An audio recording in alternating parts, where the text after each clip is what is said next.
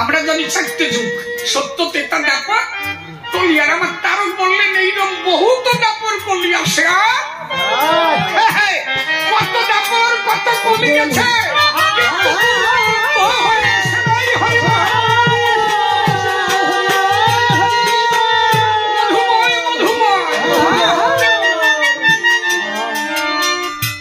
বললেন বহুত দ্বাপর কলি আসে আর যায়, স্বয়ংের অবতার তাতে নাকি হয়। কি লেখলেন? যে কত দাপর কলি গেছে কিন্তু স্বয়ংের অবতার কোনদিন,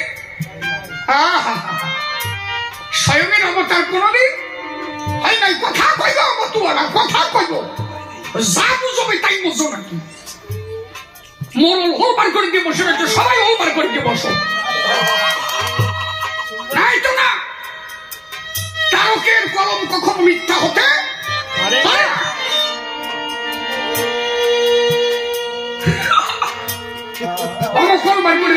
সবাই ওলবার করে দেবো কি সেই দিন নাকি? বহুত দাপর কলি আসে আর যায়, স্বয়ংের অবতার তাতে নাকি হয়।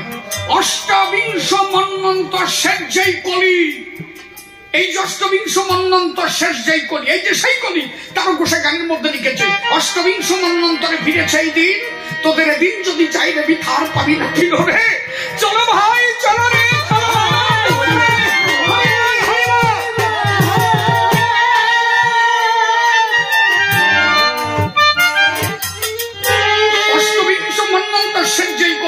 অবতীর্ণ ভক্তবৃন্দ লইয়া সকলেই যে দাপরে অন্য শক্তি বিবর্জিত হয়ে গোলক বিহারী লীলা গোকুলে আসিয়ে। দেখেন গোলক বিহারী লীলা হলো কোথায়?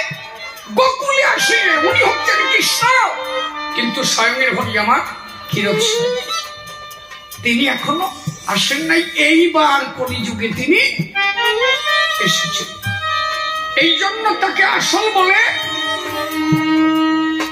দিয়েছে পরিচয়। কথা বোঝা গেছে কি? হরি বল। এইবার আর একটা জায়গা দাঁড়া, শেষ হয় আস্তে, কথা নয় কথা নয়, আস্তে। একটা বিরাট পয়েন্ট আলোচনা হচ্ছে। দেখেন এইবার দেখেন, শ্রীমৎ তারক ঘোষাল লেখা গ্রন্থকারের অনুনয়, গ্রন্থকারের অনুনয়। এইবার এখানে গেলে আপনি বুঝতে পারবেন যে হরি তিনজন, যিনি কৃষ্ণ তিনি আমার হরিচাঁদ নাই, এরা হরির অংশ, ক্ষীরোদ বিহারীর অংশ।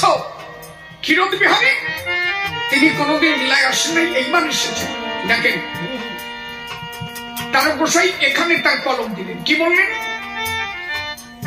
যেদিন ভাগবত গ্রন্থ রচনা করতে যাবে ব্যাসদেব গিয়েছিলেন বৃন্দাবনে, রাধা কৃষ্ণের সাধনা করলেন। আজকে রাধারানী বললেন কি, তুমি ওই তাল বৃক্ষের আমার ওই পাতাগুলো নিয়ে যাও। মানে রাধার এক অংশ তাল বৃক্ষ হয়ে জন্ম নিল, তাল বৃক্ষের পাতা নিয়ে যখন রওনা দিল, রাধারানী কৃষ্ণকে বলল তুমি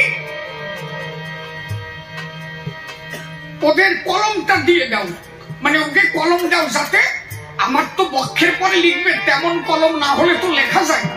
কি বললেন? বসিতাল তরু তলে ভেসেছে নয়ন জলে, হরি বলে কাঁদে উচ্চের স্বরে।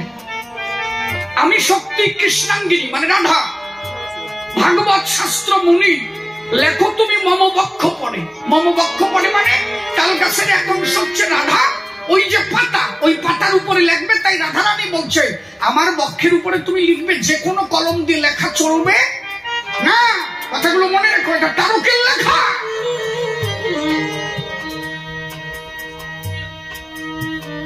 দেখে পরশর পুত্র, পরশর পুত্র মানে বেদব্যাস, দেখে পরশর পুত্র পড়িতেছে তালপত্র, তালপত্রে কহে মুনি বলে যাও শ্রীকৃষ্ণের ঠাই, বলো যে বলেছে রাই। কে বলেছে? রাধারানী।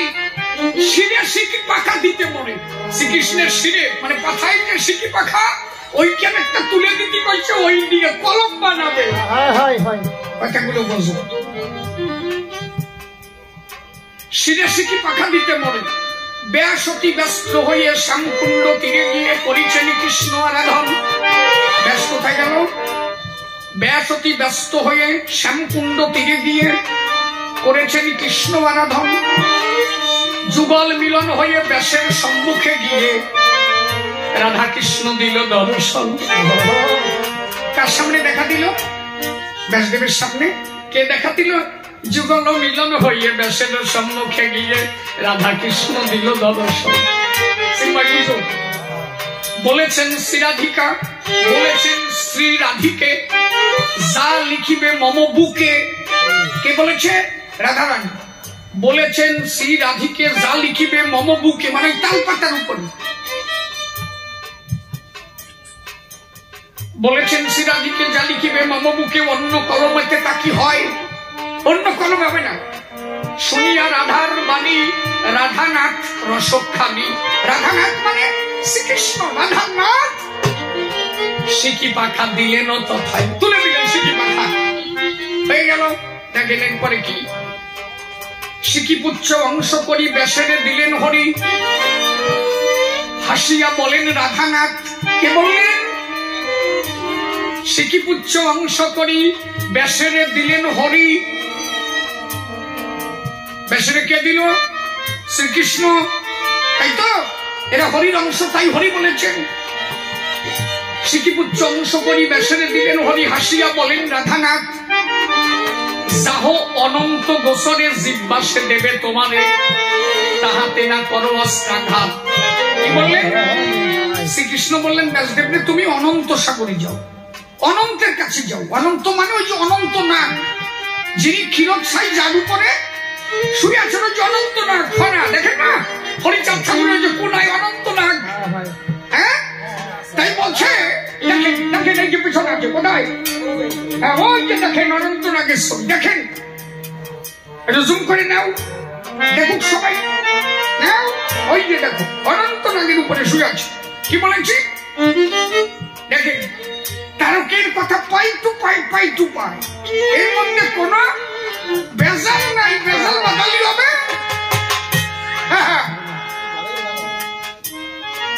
তাহলে কি বললেন? বলেছেন শ্রীরাধিকে, যা লিখিবে মম বুকে, অন্য কলমে তা কি হয়? শুনিয়া রাধার বাণী রাধানাথ রসখানি। সিকি পাখা দিলেন তথায়, সিকিপুচ্ছ অংশ করি ব্যাসেরে দিলেন হরি। হাসিয়া বলেন রাধানাথ, যাহ অনন্ত গোসরে, মানে অনন্তের কাছে যাও, জিহ্বাসে দেবে তোমারে, তাহাতে না করো অস্ত্রাঘাত, মানে তাতে অস্ত্র দিয়ে তুমি আঘাত করো না। উদয় ক্ষীরোৎকুলে, বেদব্যাস ক্ষীরোৎকুলে গেল, ক্ষীরোৎ সাগরে গেল। কি বলছে? উদয় ক্ষীরোৎকুলে তপ করে হরি বলে। বেদব্যাস ক্ষীরোৎ সাগরের কুলে গিয়ে হরি বলে তপ করছে। হরি বল, হরি বলে, যে মতুয়ারা যখন বলে হরি বল, হরি বল, হরি বল। উদয় ক্ষীরোৎকুলে তপ করে হরি বলে। হরি ছিল অনন্ত শয়নে। কে ছিল? হরি ছিল অনন্ত শয়নে। তাহলে কৃষ্ণ বেদব্যাসে পাঠালো কার দ্বারে? অনন্ত সাগরে, এই অনন্ত নাগের দ্বারে। সেখানে হরি ছিল ক্ষীরোৎ সাগরে। তাহলে যিনি কৃষ্ণ তিনি হরি না? কৃষ্ণই যদি হরি হবে, তাহলে কৃষ্ণ কেন বেদব্যাসকে ক্ষীরোৎসাহী হরির কাছে পাঠালো? কথা কি বোঝা গেছে আমার? বলছেন কিনা মতুয়ারা? কোথায় কর নাকি কথা কর, ভেজাল মোটে ফুটিয়ে উঠবো বল।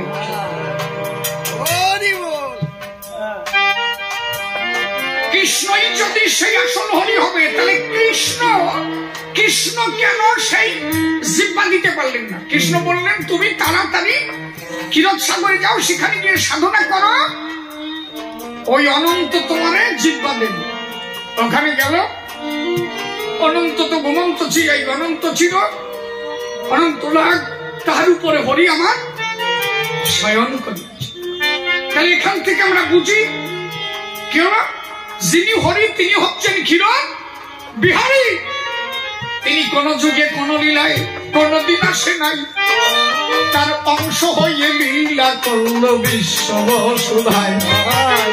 এইবার সেই ক্ষীরোদের হরি আমার হরি হয়ে এলো।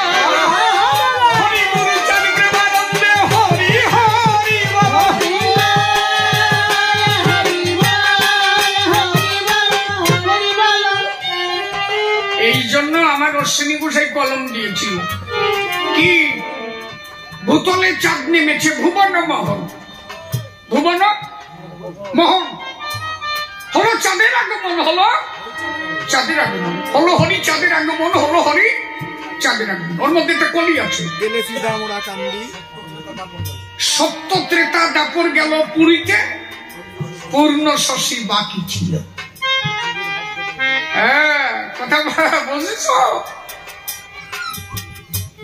তাহলে আমার অশ্বিনী কি লাগলো? সত্য ত্রেতা দাপর গেল পুরীতে, পূর্ণ শশী বাকি ছিল। এবার জীবের ভাগ্যোদয় হলো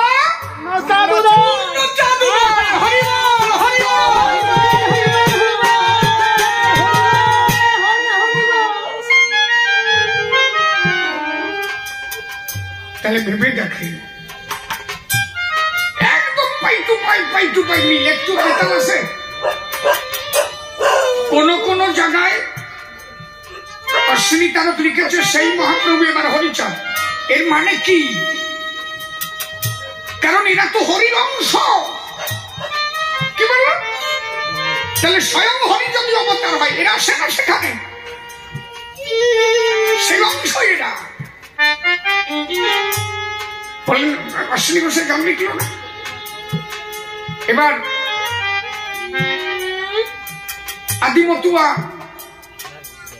আদিমতুয়া ওরাকান্দি নদী আইছিল সচির গোড়া, মায়ের পরে শুনবো বলে এসেছে ওরাকান্দিনী মাইনারা।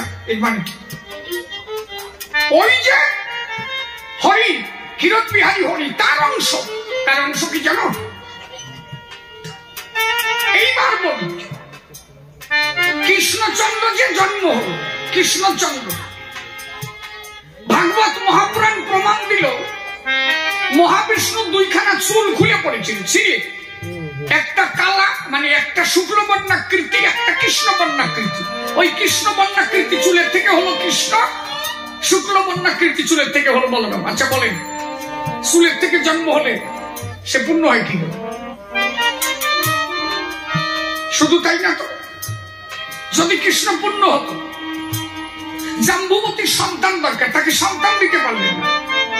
সাম্যের আরাধনা, এই শ্রীকৃষ্ণ উতথ্য মুনির কাছে দীক্ষা নিয়ে তিনি কি করলেন? উতথ্য মুনির কাছে দীক্ষা নিয়ে তিনি তখন সাধনা করলেন। সাধনা করে উনি শিকার সাধনা করে সিদ্ধি লাভ করে তারপরে সে সন্তান দিলেন, যিনি পূর্ণ। তার সাধনা কি প্রয়োজন আছে? গীতা যখন গীতা গ্রন্থ শ্রীকৃষ্ণ বললেন, পরবর্তী অর্জুন বললেন গীতাটাকে শোনাও আমার। বলে এখন আর শোনানো যাবে না। কেন? বলে আমি এখন যোগযুক্ত নই। যিনি ভগবান তারা আবার যোগযুক্ত কিসে? দেবতারা হরি আরাধনা করে, হরি কখনো দেবতার আরাধনা করে না। বলে কি? আচ্ছা রামচন্দ্র যদি পূর্ণ হবে, রামচন্দ্র রাবণ নিধন করতে দুর্গা পুজো করলো কেন? সব দেবতারা হরি পূজা করে, আর রাম দুর্গা পুজো করলেন। কারণ কি? তার মানে রাম বুঝালো আমি অংশ, আমি পূর্ণ না। সেই কৃষ্ণ দমন বিহারী, সেই অংশ কৃষ্ণ, তিনি মহাপ্রভু হল। তাহলে সেই চুল যে দুটো চুল ছিঁড়ে পড়লো, সেই দুইজন যদি, সেই কৃষ্ণ যদি মহাপ্রভু হয়, তিনি অংশ। যার কারণে মহাপ্রভু কৃষ্ণ বলে কাদা হাসা, তিনিও সাধনার দ্বারা নিজের পূর্ণতা অর্জন করেছিল। তাই তার উপর সেই কলম দিয়েছে, যে কালে সচিবার্ভে জন্ম লয়ে না ছিলেন কৃষ্ণ পূর্ণ, দীক্ষা প্রাপ্তে পূর্ণ না শ্রীকৃষ্ণ চৈতন্য, ইনিও পূর্ণ না। কিন্তু এরা হরির অংশ। এবার হরি আবির্ভূত হয়েছে, তাই এরা অংশ, তার সঙ্গে মিলিত হয়েছে। হরিবল হরিবল হরিবল।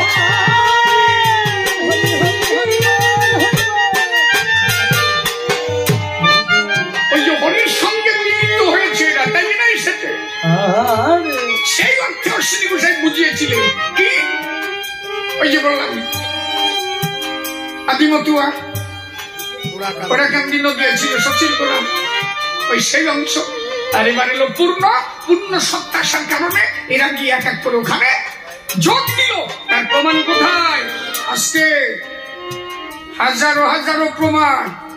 ব্রজ পাগলার শরীরে কৃষ্ণ শক্তি ছিল, পড়ে রাখবেন হরিলামৃত।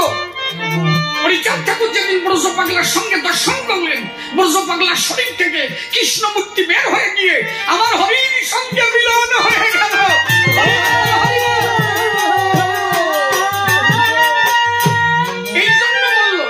এই জন্য বলল যে স্বয়ংের অবতার হয় যেকালে আর অবতার তাতে এসে একদম পরিষ্কার ছাপ ছাপাই করে দিয়ে গেলাম। এরপরে যেন বেজাল না হয়।